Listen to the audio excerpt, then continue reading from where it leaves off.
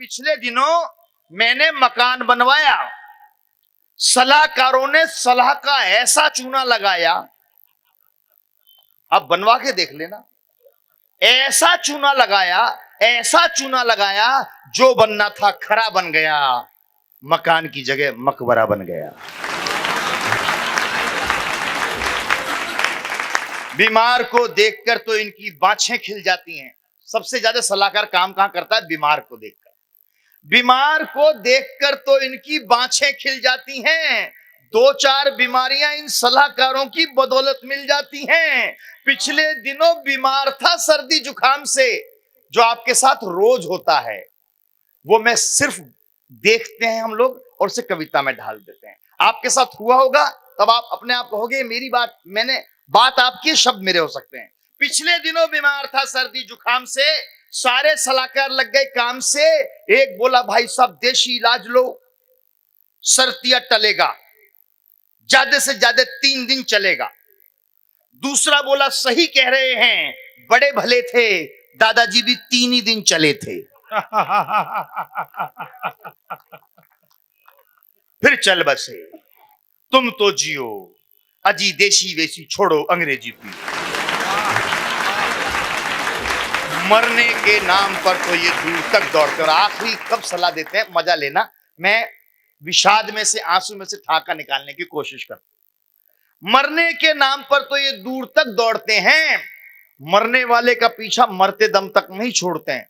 आप कभी जाके देखना, शव यात्राओं में जाइए। मैं पिछले दिनों एक के हमारे परिचित थे, उनकी मृत्यु हो गई, बाहर खड़े हुए थे, डेड बॉडी अस्पताल से आनी थी, हम बात कर रहे, इतनी देर में आ गई। एक भाई क्या बोलता है, देखो अपन इसकी बात कर रहे थे और आ गई, कितनी बड़ी उम्र है। वहां भी हंसी है, वहां भी ठाका, अगर आप समझें तो। ट्रेन में बैठे हुए थे, रुक गई ट्रेन, किसने कहा क्या हुआ क्या हुआ, बोला यार कोई कट गया। दूसरा बोला यार कैसे लोग हैं, खुद मर जाते हैं और दूसरों को लेट कर देते हैं। मरने के नाम पर तो ये दूर तक दौड़ते हैं, मरने वाले का पीछा मरते दम तक नहीं छोड़ते हैं। अपने आंसू गम परेशानी सब भूल जाते हैं। चिता की एक एक लकड़ी पर 20-20 सलाहकार थी।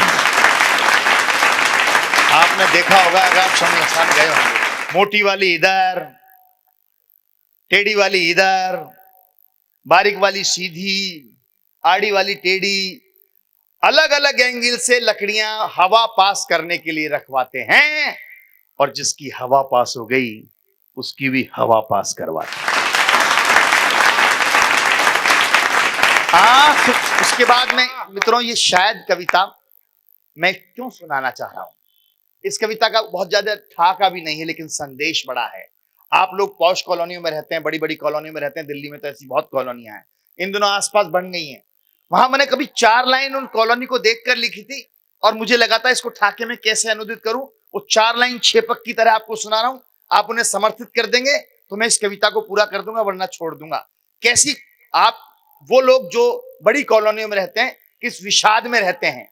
मेरे शहर का आकर्षण है बस्ती, आदमी की हस्ती यहाँ सबसे सस्ती होती है, ये ना हंसती है ना रोती है, सब कुछ है यहाँ, शहरी तड़क भड़क, चमचमाती सड़क, दौड़ती कारें, महकता उपवन, छोटा सा मन, बंद दरवाजे, खामोश आवाजे, जन्म पर उत्सव, अकेला पड़ा शव, ढूंढता है कंधे, इस बस्ती में आदमी की हस्ती सबसे सस्ती होती है। इस बस्ती